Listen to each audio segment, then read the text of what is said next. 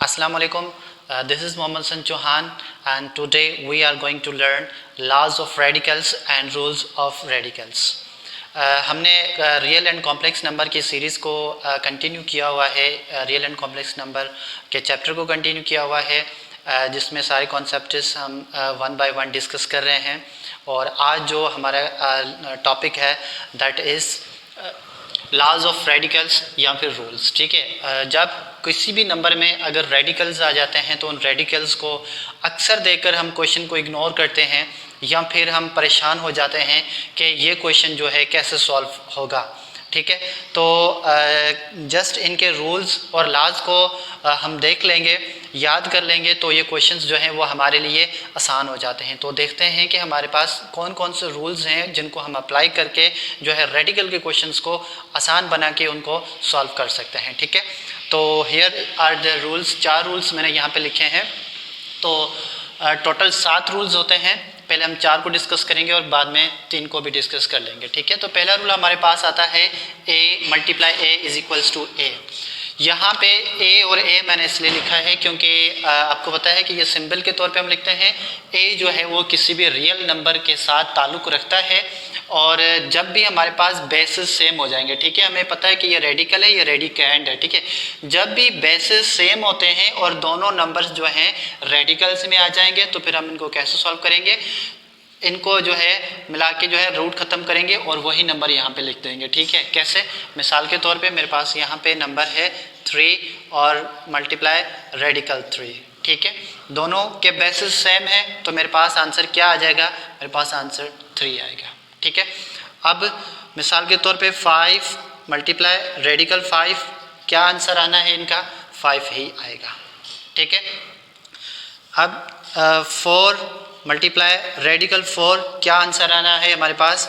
5 answer ही आएगा। जब 2 radicals में बेसिस सेम होंगे तो फिर आंसर क्या आएगा? हमारे पास 5 ही आता है। ठीक है, अच्छा, अगर कोई भी वैल्यू हो, मिसाल के तौर पे 105 मल्टीप्लाई 105 सेम बेसिस हो तो आंसर क्या आएगा?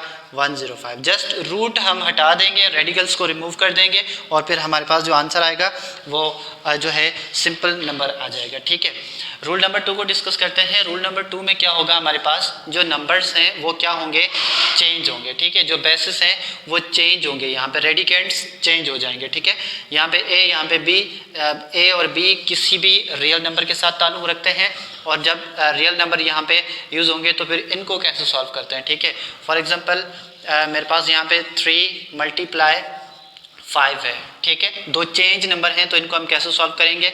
इनको रूट में रखेंगे यहाँ पे सिंपल, और 3 मल्टीप्लाई 5, 3 5 ज़ा 15, तो ये हमारे पास जो है आंसर आ जाएगा। ठीक है, फिर मज़ीद इनको अगर हमें रिक्वायर्ड होगा क्वेश्चन या फिर आंसर में डेसिमल में आंसर चाहिए होगा या फिर सिंपल फॉर्म में चाहिए होगा तो हम मज़ीद भी सॉल्व कर सकते हैं। यहाँ पे हम जस्ट देख रहे हैं कि रूल को अप्लाई करके हम कैसे क्वेश्चन को सॉल्व कर सकते हैं। ठीक है, तो for example I have 4 multiply 5, तो कैसे सॉल्व होगा? सेम रेडिकल में रखेंगे, 4 मल्टीप्लाई 5 तो क्या आएगा इसका आंसर? रेडिकल 20। ठीक है, अगर यहाँ पे मिसाल के तौर पे 6 मल्टीप्लाई 7 है तो कैसे सॉल्व होगा? ये सिंपल एक ही ब्रैकेट में रखेंगे, 6 मल्टीप्लाई 7, क्या आंसर आएगा इनका? 42। मैंने कहा मज़ीद भी सॉल्व हम कर सकते हैं। ठीक है, इसको, और यहाँ पे 5 मल्टीप्लाई 5, तो अब कैसे? 5 5 ज़ा 55 नहीं, 5 5 ज़ा 25 नहीं, ऐसे आंसर नहीं करेंगे। ठीक है, ये जो रूल है यहाँ पे अप्लाई नहीं होगा, ये रूल यहाँ पे अप्लाई होता है। ठीक है, तो मैं यहाँ पे क्या करूँगा? यहाँ पे नंबर चेंज करता हूँ। ठीक है, तो 5 मल्टीप्लाई 6 अंडर रूट, तो आंसर क्या आ जाएगा? हमारे पास 30 आ जाता है। ठीक है, ये हमारे पास रूल नंबर 2 है। रूल नंबर 3 के पास चलते हैं कि रूल नंबर 3 में कैसे होता है। जब हमारे पास कोई भी रेडिकल फॉर्म में क्वेश्चन डिवीजन फॉर्म में हमारे पास आ जाता है तो हम कैसे सॉल्व करते हैं। ठीक है, मिसाल के तौर पे यहाँ पे रियल नंबर सेम, यहाँ पे रियल नंबर सेम, देखिएगा बेसिस सेम होने चाहिए। ठीक है, बेस सेम होंगे तो फिर ये दोनों कैंसिल आउट हो जाएंगे और आंसर हमारे पास 1 आ जाता है। ठीक है, तो यहाँ पे मेरे पास रेडिकल 3 डिवाइडेड बाय रेडिकल 3, तो क्या आंसर आएगा? यहाँ पे 1 आएगा, क्योंकि यहाँ पे 3 और 3 दोनों क्या हो रहे हैं? डिवाइड हो रहे हैं। ठीक है, तो इनको भी हम कैंसिल कर सकते हैं, इनको भी हम कैंसिल कर सकते हैं। ठीक है, और उसके बाद मिसाल के तौर पे रेडिकल 5 रेडिकल 5, क्या आंसर आएगा हमारे पास? यहाँ पे हमारे पास आंसर 1 आएगा। रेडिकल 5 कैंसिल हो जाता है, ठीक है। अगेन देख लेते हैं हम यहाँ पे रेडिकल 7 एंड रेडिकल 7, तो क्या आंसर आएगा हमारे पास? दोनों कैंसिल हो जाएंगे, आंसर हमारे पास 1 आता है, ठीक है। तो इस तरह का क्वेश्चन हो तब भी घबराना नहीं है, जस्ट क्या करना है, देखें बेसिस अगर सेम हो तो हम क्या करेंगे, इनको कैंसिल आउट कर लेते हैं, ठीक है। आगे चलते हैं, हमारे पास रूल नंबर 4। रूल नंबर 4 में क्या होता है कि दोनों जो बेसिस होंगे वो क्या होंगे, सेम होंगे, और जो नंबर्स होंगे वो सेम होंगे, लेकिन जो न्यूमरेटर है उसमें जो है रेडिकल नहीं है, डिनोमिनेटर में रेडिकल है। तो इस तरह के क्वेश्चंस को हम कैसे सॉल्व करते हैं, ठीक है। तो कैसे सॉल्व होता है, मिसाल के तौर पे मेरे पास यहाँ पे 3 और यहाँ पे अंडर रेडिकल 3 है, ठीक है। तो इसका आंसर क्या आना चाहिए? इसका आंसर आएगा जस्ट रेडिकल 3। ये देखिए रेडिकल में ए है ना, मतलब जो नीचे नंबर आएगा वही आंसर यहाँ पे रेडिकल में आ जाता है, ठीक है। फॉर एग्जाम्पल 5 अपॉन रेडिकल 5, किसी एक नंबर डिनोमिनेटर पर जो है 5 आ जाए तो फिर हम कैसे सॉल्व करते हैं, इसी तरीके से, ठीक है। तो यहाँ पे हमारे पास आंसर क्या आ जाएगा, रेडिकल 5 आंसर आ जाएगा। 8 अपॉन रेडिकल 8, तो क्या आंसर आएगा हमारे पास, रेडिकल 8 हमारे पास आंसर जो है वो आ जाता है, ठीक है। तो ये हमारे पास 4 रूल्स हैं जिनको हमने याद करना है, और इन्हीं को अप्लाई करके हम रेडिकल्स को सॉल्व कर सकते हैं। मज़ीद जो रूल्स हैं उनको भी देख लेते हैं। रूल नंबर 5 जो हमारे पास है दैट इज़, अच्छा रूल नंबर 5 जो है वो रूल नंबर 4 का बिल्कुल इन्वर्स है, ठीक है। वहाँ पे क्या हो रहा था, यहाँ पे जो रेडिकल न्यूमरेटर में रेडिकल नहीं था, यहाँ पे क्या है, डिनोमिनेटर में रेडिकल नहीं है, ठीक है। तो जब न्यूमरेटर में रेडिकल होगा और डिनोमिनेटर में रेडिकल नहीं होगा, तो इस तरह के केसेस को हम कैसे सॉल्व करते हैं। For example I have 3 divided by 3, तो इसका आंसर क्या आएगा, सिंपली हम यहाँ पे क्या लिखेंगे, 1 ओवर रेडिकल 3, ठीक है। कैसे, एक और एग्जांपल देख लेते हैं, रेडिकल 5 अपॉन 5, तो क्या आंसर आएगा इनका, रेडिकल 5 और यहाँ पे 1 आ जाएगा, ठीक है। याद रखिएगा बेसिस सेम होने चाहिए। अगर मिसाल के तौर पे इस तरह से क्वेश्चन आ जाए रेडिकल और यहाँ पे जस्ट 6 आ जाए, ठीक है, तो फिर ये केस कुछ और हो जाएगा, इसके सॉल्यूशन का तरीका कुछ और है। यहाँ पे हम जो है रेडिकल को डिस्कस कर रहे हैं, इनके रूल्स को डिस्कस कर रहे हैं, तो वही हम यहाँ पे माइंड में रखेंगे, ठीक है। तो यहाँ पर क्या होना चाहिए, 5 होना चाहिए, ठीक है। तो सेम बेसिस आएंगे तो फिर यहाँ पे आंसर क्या आ जाता है, 1 अपॉन रेडिकल 5 आ जाएगा, ठीक है। अच्छा, उसके बाद डिवीजन रूल में अगर हम देखें, यहाँ पर जो भी हमने इससे पहले जो भी हम पढ़ रहे थे वहाँ पे क्या हो रहा था कि बेसिस जो थे वो सेम थे। यहाँ पे क्या है, बेसिस जो है वो चेंज है। जब डिवीजन फॉर्म में बेसिस चेंज हो जाए तो हम कैसे सॉल्व करते हैं, तो हम ऐसे सॉल्व करते हैं कि जो ए और बी दोनों जो चेंज नंबर्स होंगे उनको हम मिला के एक ही रूट में लिखेंगे और बाद में सिंप्लीफिकेशन करेंगे, ठीक है।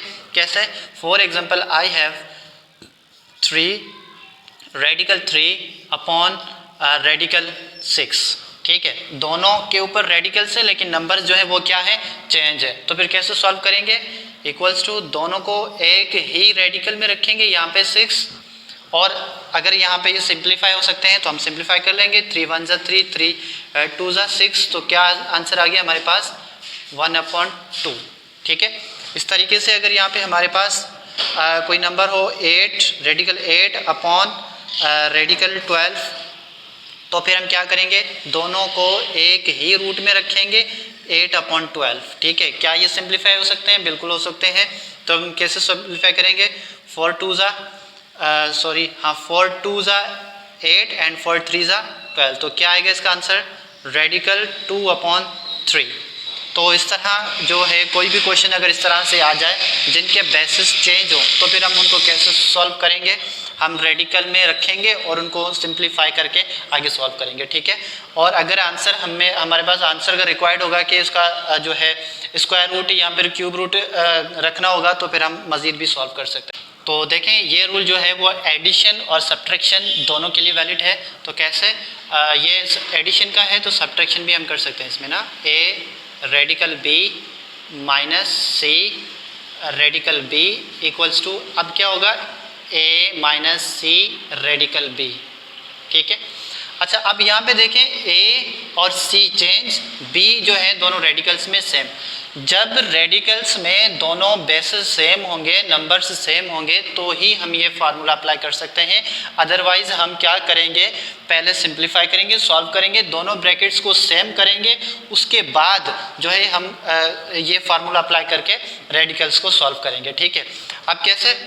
For example I have 3 radical 5, यहाँ पे प्लस 4 रेडिकल 5। ठीक है, ये देखिए यहाँ पे भी एक ही नंबर होगा, यहाँ पे भी एक ही नंबर होगा, ये नंबर जो है ना चेंज हो सकते हैं।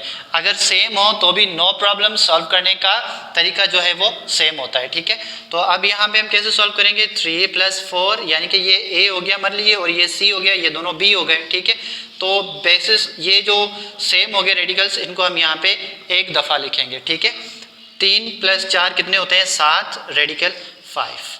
तो ये हो गया हमारे पास आंसर इसका। सब्ट्रैक्शन फॉर्म में देख लेते हैं। यहाँ पे for example I have 8 radical 3 - 5 radical 3। कैसे सॉल्व होगा? सेम एज इट इज, 8 को माइनस करवाएंगे 5 में, ये 2 दफ़ा हैं तो इनको हम एक दफ़ा करके यहाँ पे लिखेंगे।